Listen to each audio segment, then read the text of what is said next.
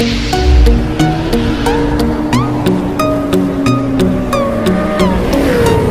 what's up guys, ngayon po may panibagong videos na naman tayo.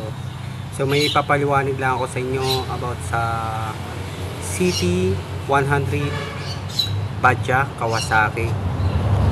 So naging issue niya sa motor, di ko na po napakita yung unit, mamaya ko na lang ipapakita kasi nalupat yung cellphone ko.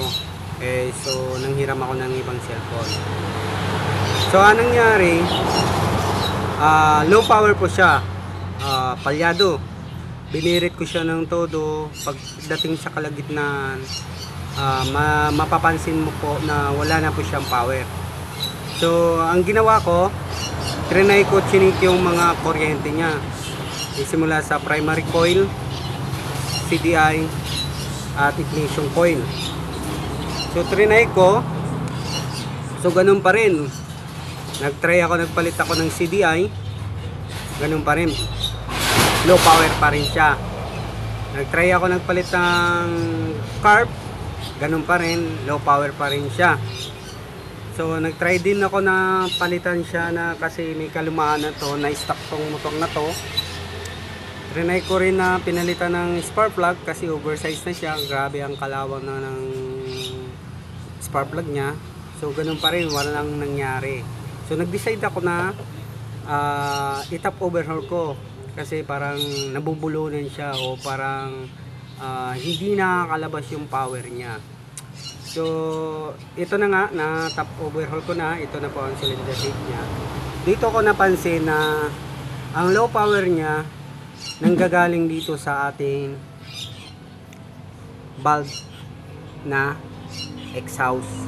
So mapapansin nyo po guys, makikita nyo, tanggalin natin tong valve ng exhaust. So ayan. So makikita nyo, ang butas ng exhaust ay puno na ng carbon. So hindi na kalabas yung sinunog na galing sa chamber, na pinasok ng intake natin at in-compress and in-fire, isunog.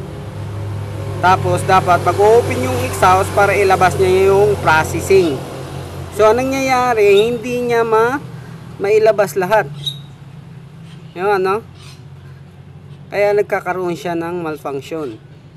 So dito ko lang napansin, ito talaga ang pinaka problems niya kasi makikita nyo naman wala na halos butas. So tingnan rin natin ang intake valve.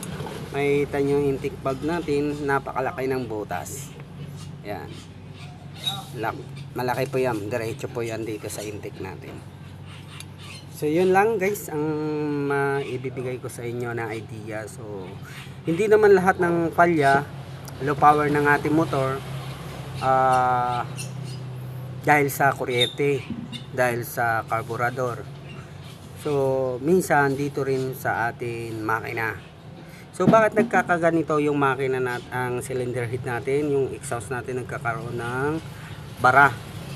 So nangyari nito, mausok na siya o sira na yung piston ring, sira na rin yung valve seal, kaya nagkakaroon ng pagbabawas ng langis.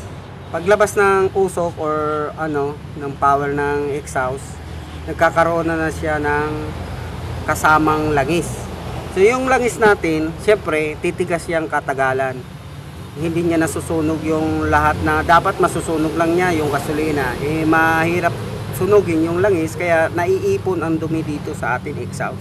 So kaya nagkaroon siya ng bara dito sa exhaust dahil sa sira yung piston ring, sira ang valve seal.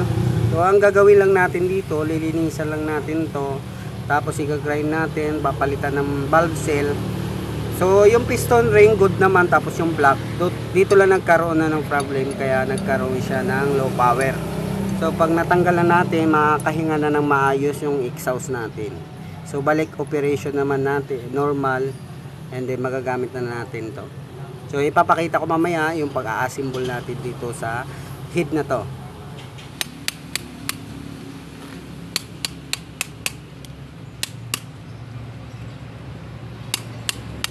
So ayan na guys ha. Malaki na ang buhok. Ang butas niya, oh. Oh, tinan mo ito, oh. Carbon. Lalaki. Assemble na natin. Okay na. Okay guys. Dito na yung ginalinisan natin kanina ng cylinder head. Pinalitan ko na ng valve seal. Ayan, na-assemble na siya. Na-grind ko na rin yung barbula. And then ready to kabit na siya. Ayan.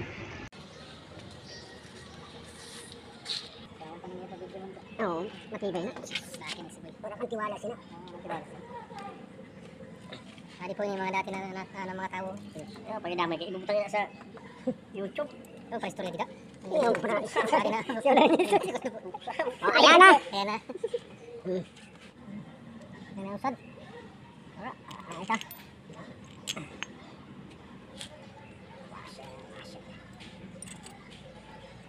Okay. Hindi na gagawin yung cellphone sa'yo. Hindi na wala. Washer boy. Tas mo yun yung mga nabi, nakikita yung lato-lato. Naka-video ka, hindi nakita lato-lato. Kayo presto yan. Pas mo na. Mahigpitan na. Isang gala mga mekaniko na para lato-lato.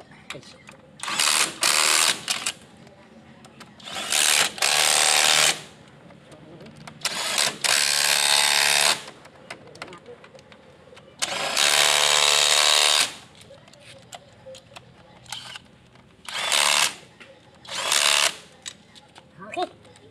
Timing na tayo. Flashlight. Okay. Yan, timing guard na tayo. Kailangan natin yung cooler. Baka makalimutan. Yun. Then timing gear.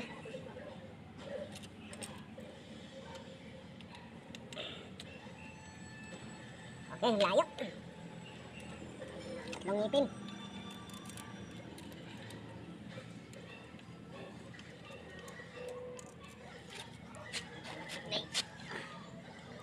Okay.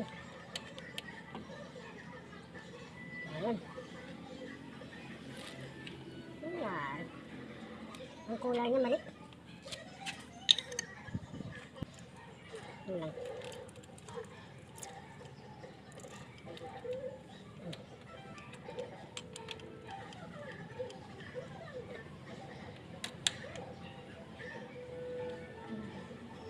Okay. Pakita mo din mga timing. Siyempre. Iba kayo talaga ang timing. So ayan na po ang timing niya. Hahanapin nyo lang ang letter T. So ayan po ang guhit niya. Wala ng letter T. And then ito. Ayan o. Ayan. Dito nakatutok. So buds na po yan. Eh, lalagyan na natin itong lock. So timing na po yan. Na-release ko na po yung tensioner natin. Ayan o, nakatukod na siya. Okay na. Higpitan na lang natin ito. Ayan.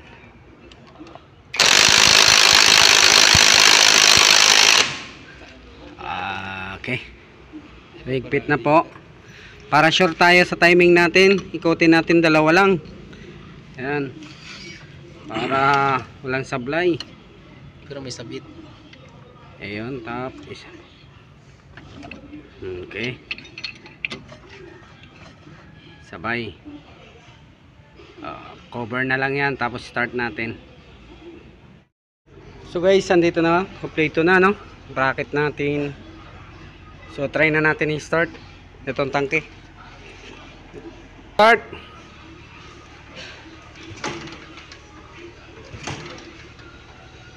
Dito mo? Ay, kaya lang. Tanggalin natin, wala susi. Picture mo si Darom. Matuod mo ngayon. Okay. Start. Nalari siya. Rekta muna.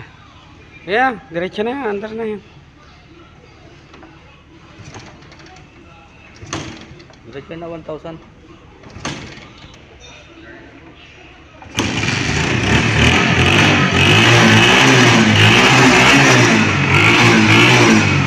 So ayan, may persa na siya.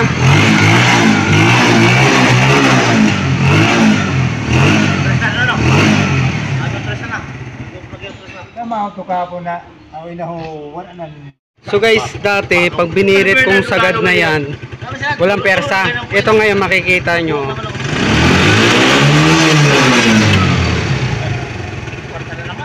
Persa. So sana guys may natutunan kayo sa kunting tutorial natin ngayon. So once again, maraming salamat po. Don't forget to like and share and subscribe to my YouTube channel. And please naman pakipalo ng ating FB page. Bernard Mechanics pa rin. Sana mapalo nyo and ma-share nyo and like. Once again, maraming salamat po.